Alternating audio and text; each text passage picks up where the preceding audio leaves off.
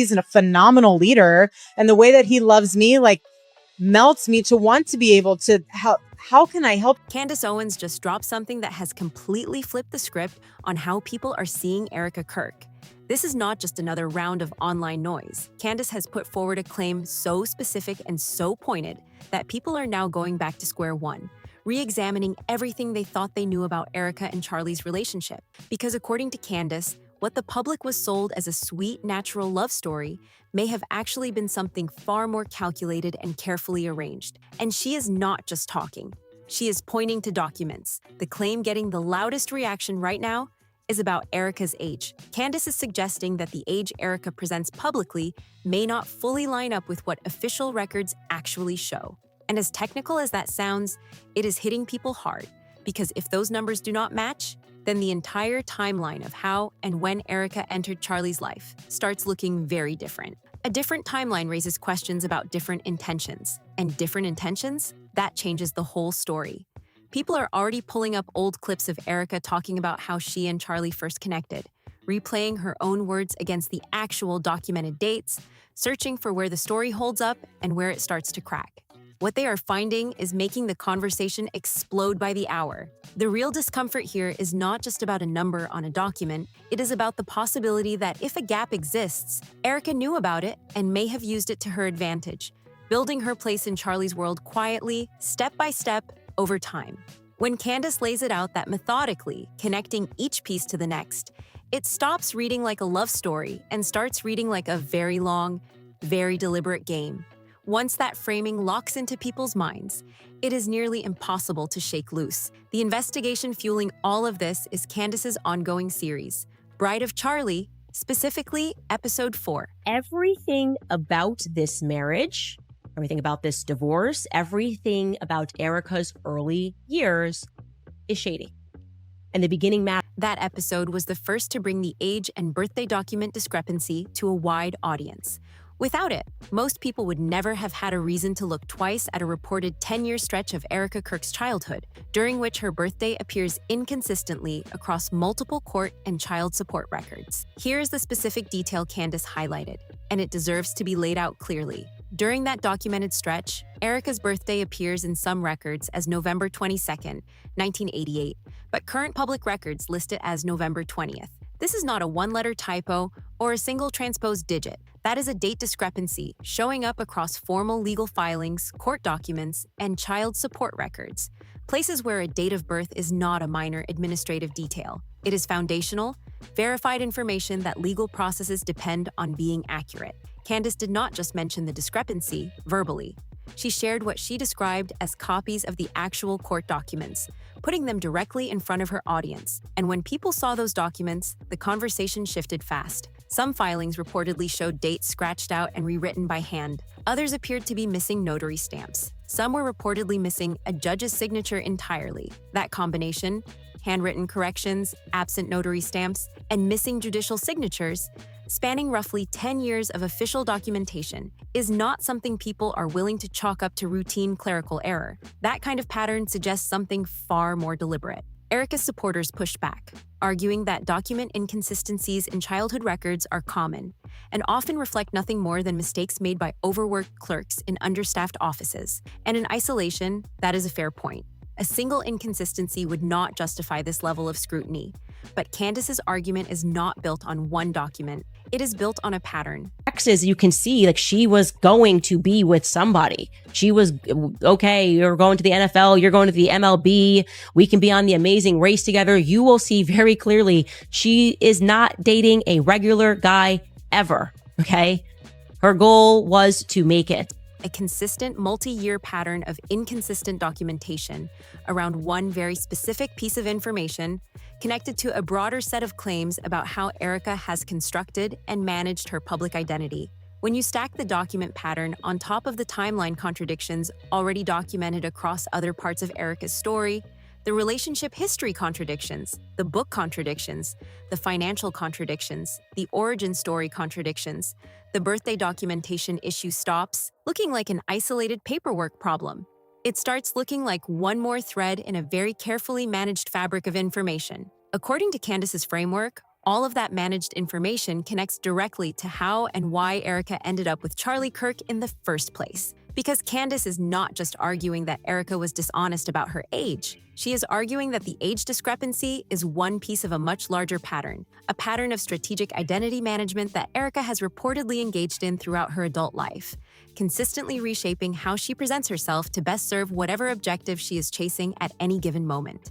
To make that case, Candace points to Erika's documented relationship history, specifically the sharp contrast between the men Erika was publicly linked to before Charlie and the man she ultimately ended up with. Before Charlie Kirk entered the picture, Erika was moving in circles that looked nothing like the world of conservative Christian political media. She was linked to professional athletes, entertainers, reality television figures, and people with Hollywood-adjacent status. That was her world, and it ran on a very specific kind of social currency. The most significant relationship from that chapter was with Tyler J.T. Massey, a pro baseball player. She didn't want it. It's just not true. It's so objectively not true. Erika, without question, and anybody who's being objective and honest and looking at her history of the people that she dated and the people that she wanted to be in close proximity to, can guarantee to you that this girl wanted to be famous, like very badly wanted to be famous one way or. Erika described him publicly in terms that left no room for ambiguity.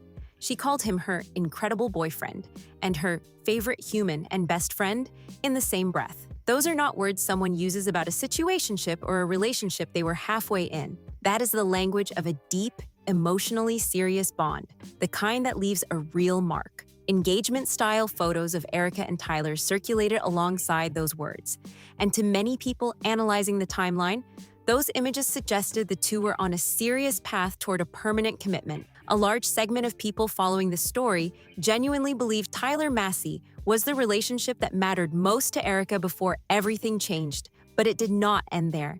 It ended with Charlie Kirk, and the contrast between Tyler Massey, a professional athlete rooted in entertainment culture, and Charlie Kirk, a conservative political commentator and organization founder grounded in Christian traditional values, is sharp enough that Candace places it at the center of her argument. Because in Candace's framing, that contrast is not a sign of personal growth or shifting priorities. It is a sign of strategic repositioning, of someone who spotted a different kind of opportunity and made a calculated decision to go after it. Then there is Cabot Phillips, who appeared in Erika's orbit before Charlie and who ended up as a prominent figure inside Turning Point USA, the very organization Charlie led. That documented connection adds another dimension to the pattern Candace is drawing, because it means Erika had a direct human link to the Turning Point ecosystem before she ever walked through the door for that job interview that supposedly launched her entire relationship with Charlie from scratch. Which means the official origin story of a woman arriving with no prior connections and no inside knowledge was never the full picture. Candace also pulls Erika's mother, Lori, directly into the analysis, and that element has generated its own significant wave of discussion. According to Candace, Lori was not just a supportive parent operating quietly in the background. She was an active participant in shaping how Erika understood power, access, and strategic positioning from an early age. Candace suggests that Lori taught Erika how to navigate elite social spaces, how to get into the right rooms, how to identify which connections carried real leverage, how to build relationships with people who could open specific doors, and how to present herself in ways that made her look like she naturally belonged in those spaces all along. From that framework, Erika's path from modeling and beauty pageants to reality television to political media circles to becoming the wife of one of the most prominent conservative voices in the country does not look like a series of lucky breaks or organic opportunities.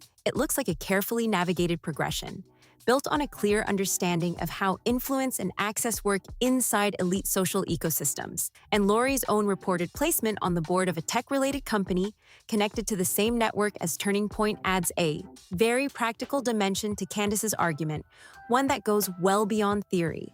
Because if Lori was also being positioned inside the same ecosystem that benefited from Erika's marriage to Charlie, then this was not just one woman making individual strategic moves. This looks like a family unit operating with a shared strategic playbook, and that changes everything about what people are actually looking at. One of the most revealing moments Candace highlights is a podcast clip that captured a telling dynamic between Erika and Charlie, a moment most people initially watched and thought nothing of. But that hits very differently when placed inside the full context of everything Candace has laid out. In the clip, Charlie and Erika are having what appears to be a casual conversation about financial management in their household. Charlie, fully consistent with his publicly stated traditional values, calmly explains that he believes the man should be responsible for managing household finances. His position is clear, confident, and completely aligned with the traditional Christian framework he has always promoted.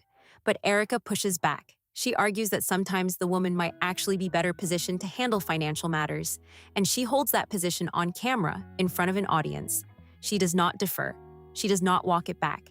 She stands her ground in a direct, visible disagreement with her husband's publicly stated values. Now, a couple disagreeing about household finances is not remarkable on its own. Healthy relationships involve honest conversation rather than one person always yielding to the other. But Candace's point is not that the disagreement itself is suspicious. Her point is that this moment, where Erika directly challenges Charlie's traditional values framework on a topic tied to organizational and financial control, is a window into how Erika actually thinks and how that thinking quietly diverges from the image she presents publicly. Because this is the same Erika Kirk who publicly promotes women staying home and prioritizing family over career. The same woman who has built her post-Charlie brand around traditional feminine Christian values. Yet in that podcast clip, she is actively pushing back against the idea that financial management belongs in the husband's domain. Candace argues that small moments like that reveal the actual belief system operating beneath the publicly performed one, and that those moments were how Erika gradually shifted the dynamic of her relationship with Charlie over time. And then Candace makes what may be the most significant claim in her entire investigative series, the claim about the audit.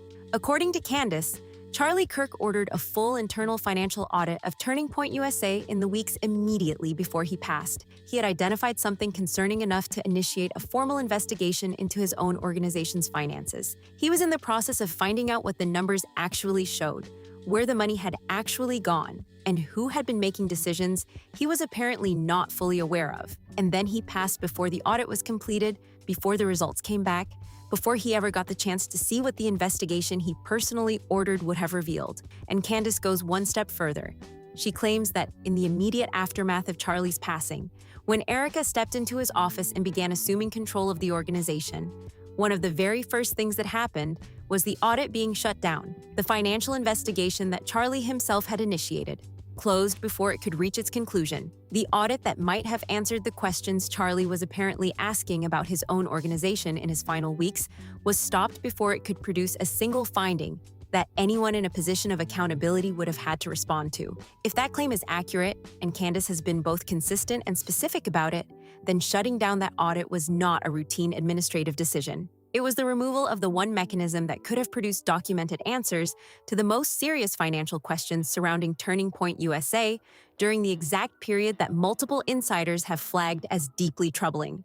In episode 7 of Bride of Charlie, Candace tackles the financial picture surrounding Erika after Charlie's passing head-on, and what she lays out directly contradicts the public image Erika has been projecting. Because Erika has consistently presented herself as a woman working tirelessly under enormous pressure, a devoted single parent doing everything she can to hold her family together while honoring her late husband's legacy and leading his organization. That narrative of hardship and sacrifice has been the engine behind her public positioning, and it has kept the sympathy and financial support flowing from Charlie's community. But Candace argues the documented financial reality tells a completely different story. According to Candace, Charlie had ensured his family was financially secure well before his passing.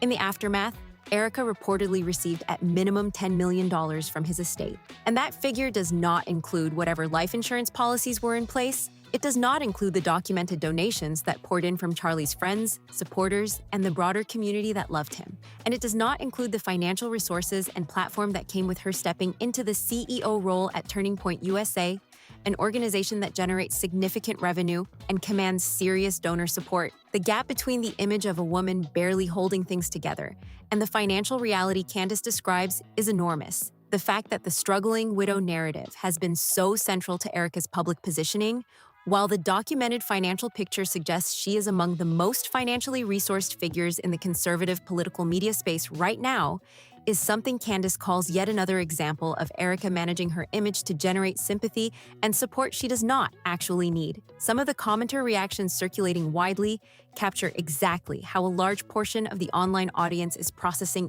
everything Candace has laid out. One person wrote, Erika Kirk's choice in men and who she orbited proves one thing. She wanted fame and influence so badly that she did not care how she got there. Another commenter was more direct. Lie after lie after lie keeps getting uncovered. This is not someone who made mistakes. This is someone with a system. Those reactions reveal something important about where public perception has landed after months of accumulating contradictions. People are no longer treating each new revelation as an isolated incident to be evaluated on its own merits.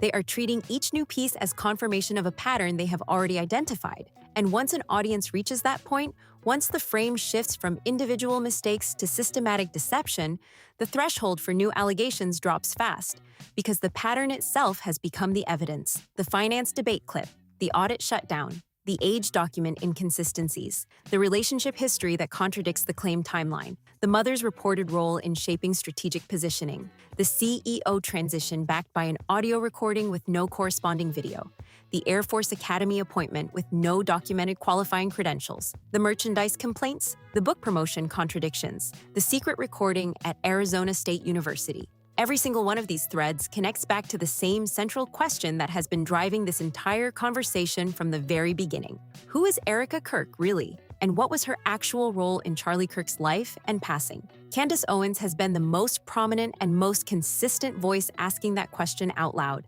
and the documentary evidence she keeps putting forward is making it increasingly difficult for the people who want that question buried to actually keep it buried. Because Charlie Kirk's own community, the people who loved him, who built alongside him, who trusted the institutions he created, are not willing to stop asking it. And as long as those questions remain unanswered, this conversation is not going anywhere.